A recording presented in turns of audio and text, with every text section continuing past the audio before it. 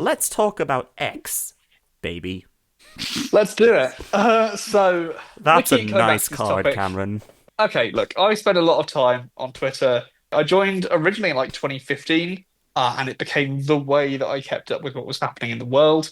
I follow thousands of people, which is how it's kind of most useful to me as a feed of like collected stream of consciousness from thousands of experts in their field and journalists and politicians.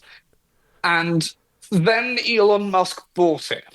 He laid off a huge amount of the company and gave an ultimatum to all of the employees, saying that the road ahead would be extremely hardcore, which has turned out to include insane hours, sleeping in the office, all of that. Fired the entire press and communications team. So now when you email them, it just sends you a poo emoji. Obviously, a lot of those people were techies, and so the site just started to break in all sorts of ways. Most notably, they introduced rate limiting for viewing posts to try and stop, I don't know, scrapers or whatever, and then affected all users and originally put in place a 600 post a day limit, which everyone hit immediately. And suddenly you could only see 600 posts a day on Twitter until they increased the limit 3 times and then removed I it. believe at one point Uh, Musk personally walked into a data center and started pulling cables out of servers, going, "We don't need all these yes, yeah. servers," which Twitter What an idiot. stayed up because its engineers had done a good job of putting in Yeah. redundancy and automation. But I believe that at that point, some features like SMS two-factor authentication just didn't work because Musk had unplugged those Yeah. servers. Well done. And so there were people who logged out and then weren't able to log back in. Obviously, a lot of people that they got rid of were in the trust and safety team, which is insanely important and a ridiculous thing to do. And they've made all sorts of absurd decisions, like reinstating Britain first within hours of taking over, bringing Trump back to the platform. And they've seen a massive rise in hate speech as well. And obviously, loads of spam and bots. It's almost unusable. And the worst thing is that that content is prioritized because they introduced a pay-to-play scheme originally called Twitter Blue that is now X Premium. And you pay $8 a month for the blue check mark that previously meant verification and meant the person that you were looking at the post came from an authentic, verified public figure. And so obviously there was lots of impersonation in the early days of that. But then they also now have priority in replies, so it is literally pay to play. And that's a load of AI generated rubbish that is at the top of every thread now. And then this year he's made likes private, he's broken the block function. And steadily there's been this stream of people going, no, you know what? I can't put up with this anymore. Uh, I've held out until now because all the people I follow on there that I really value hearing insight from are not anywhere else. And so I've put up with a lot, even though I really didn't like it.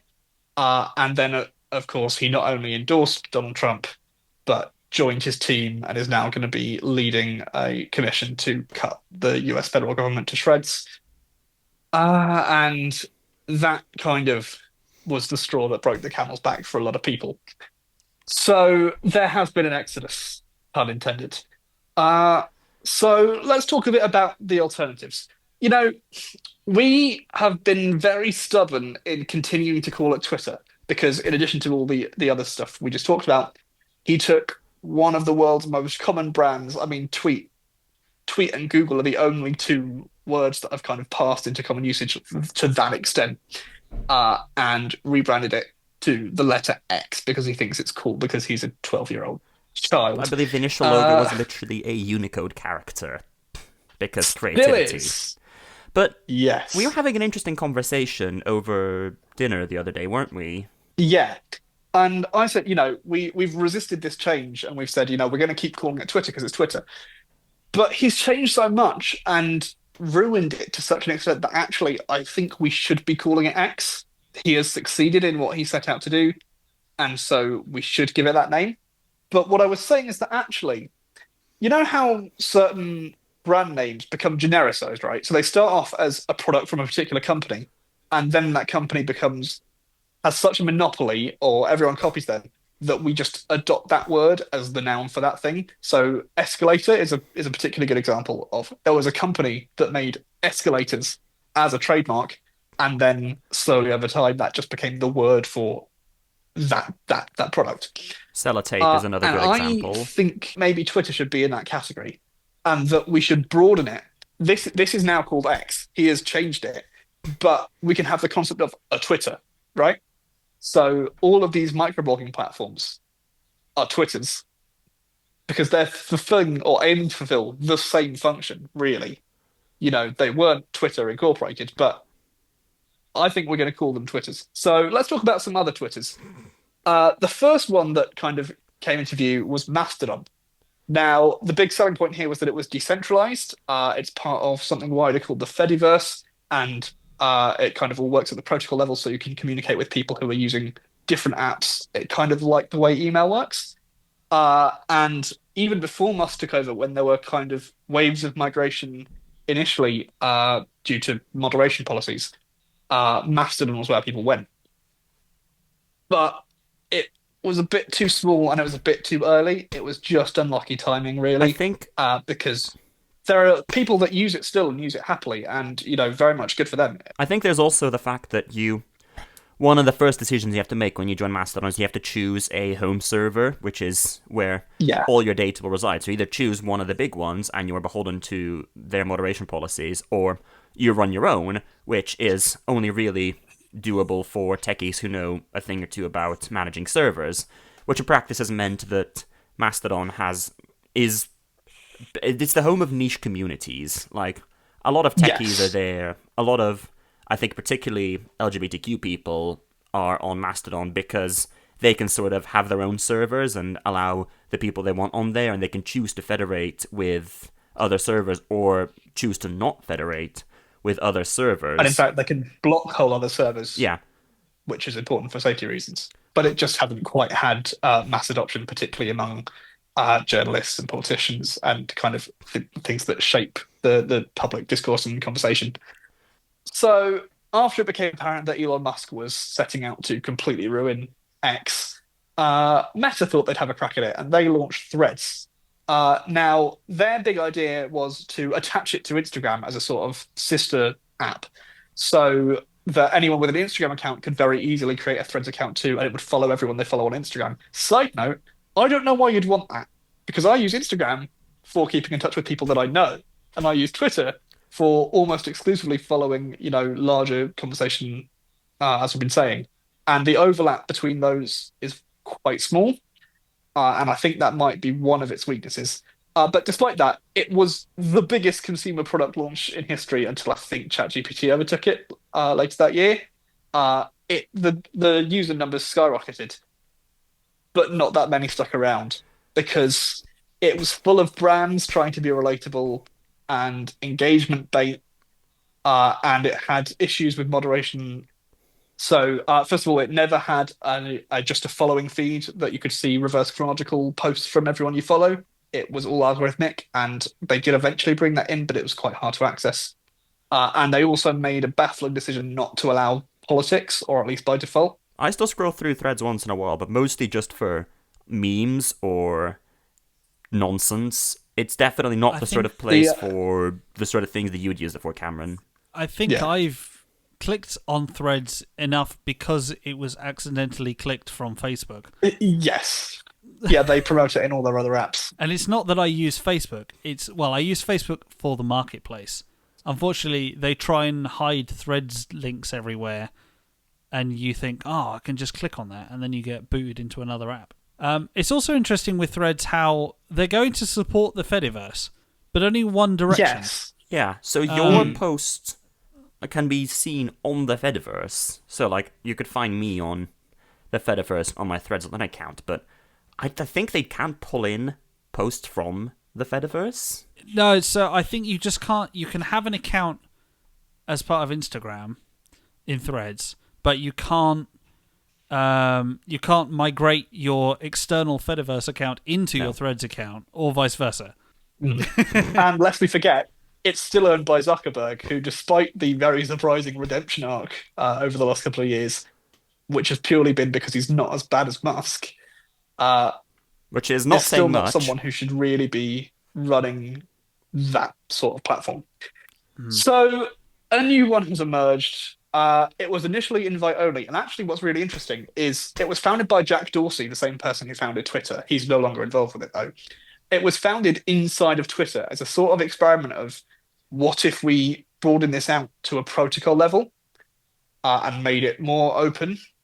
And they created a they created a protocol called the App Protocol, and they created an app view for that called Bluesky.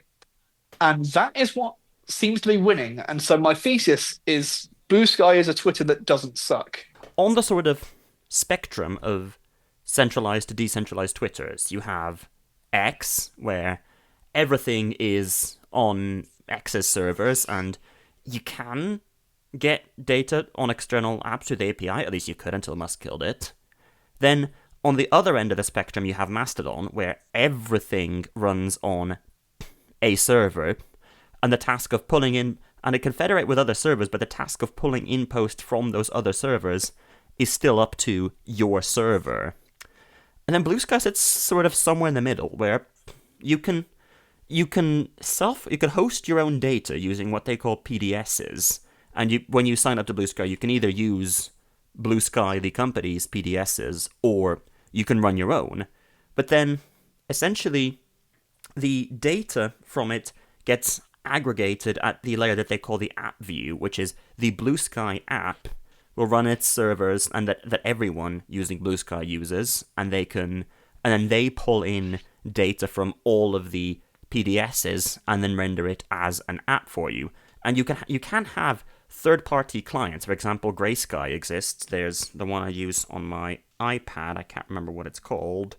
Skeets is the one I use on my iPad because I find it has a better iPad interface. Which, by the way, we should say, Skeets is the word for tweets on Bluesky, and Toots is the word for tweets on Mastodon. So the idea being... Threads is boring and just calls them posts. So you can have custom clients that interface with anyone's PDSs because everything is done through the so-called lexicon, which is essentially the schema for data on the app protocol. And you can write other apps on it as well. Bluesky is just the first and the most popular one.